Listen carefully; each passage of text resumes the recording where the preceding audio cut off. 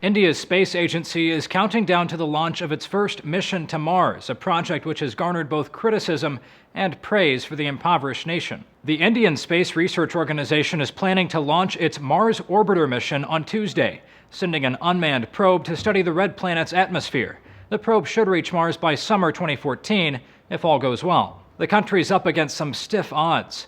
Only the U.S., Russia, and the European Space Agency have ever made it to Mars, and more than half of the world's Mars missions end in failure. Recent failures include a Chinese attempt in 2011 and a Japanese effort in 1999.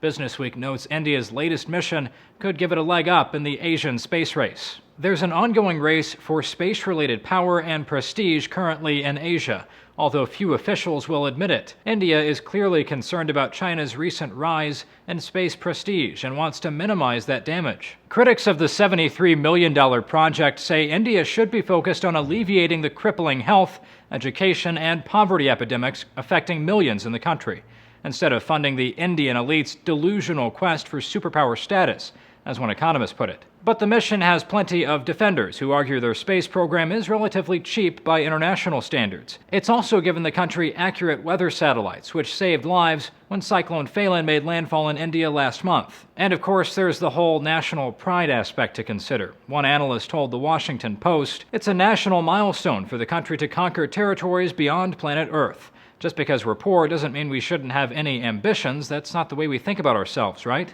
And there's at least one other organization rooting for India's Mars mission: NASA. The space agency helped fund a successful 2008 Indian moon mission and is preparing to launch their MAVEN spacecraft to Mars this month. MAVEN's project leader Bruce Jakosky told Red Orbit data from India's Mars mission will complement NASA's next attempt to reach the red planet, saying the more players we have in space exploration, the better.